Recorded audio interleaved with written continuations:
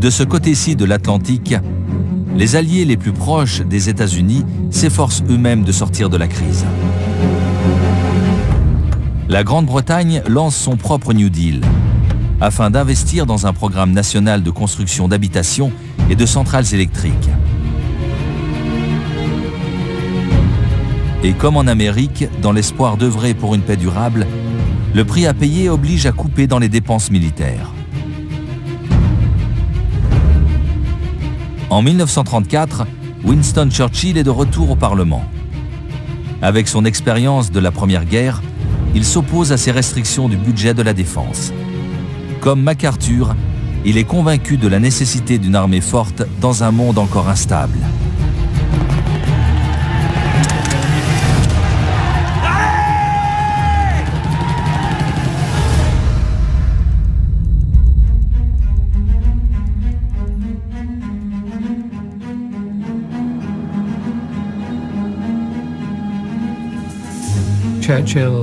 Churchill était une sorte de franc-tireur.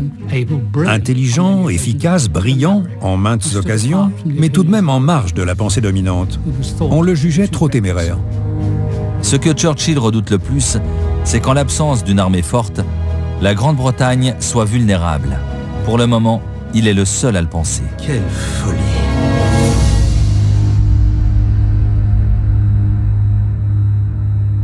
Pendant que la Grande-Bretagne et les États-Unis relancent leur économie en bâtissant des ponts et des autoroutes, Hitler opère sa propre version du New Deal, reconstruire l'armée allemande. Reich a besoin de vous, messieurs. Notre tâche est immense. Nous n'avons pas beaucoup de temps, je sais. L'objectif principal d'Hitler est de redonner une puissante armée à l'Allemagne. Alors que Roosevelt propose des programmes de formation en génie civil, Hitler encourage l'engagement militaire. C'est la grosse différence. Sachez que grâce à vos efforts, vous obtiendrez, je vous l'assure, la gratitude de votre peuple. Mais bien sûr, à cause des conditions du traité de Versailles, le réarmement doit s'opérer dans le plus grand secret. Dans le traité de Versailles, il était écrit que l'armée allemande ne devait pas dépasser 100 000 hommes. Donc ça devait être une petite armée, à qui on interdisait également de disposer de chars, d'avions, de sous-marins et même d'artillerie.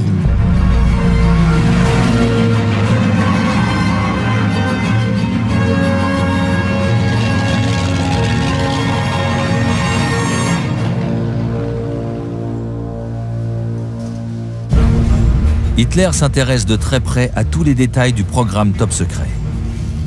Merci de nous honorer de votre présence, Führer. Je veux que cette usine tourne à plein régime 24 heures sur 24. Il nous faut ces armements au plus vite. Oui, mon Führer.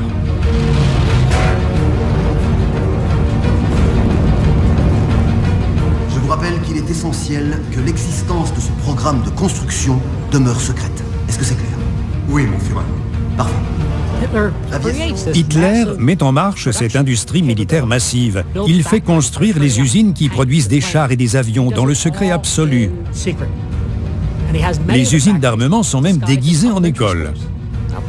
Aujourd'hui, cela paraît invraisemblable. Mais dans les années 30, ce défi logistique n'avait rien d'impossible.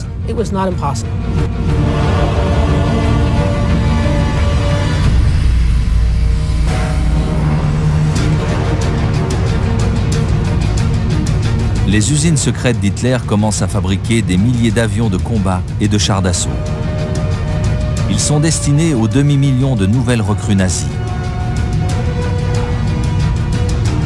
Hitler sait qu'il joue un jeu dangereux, mais il a la ferme intention que l'Allemagne redevienne la première puissance militaire au monde.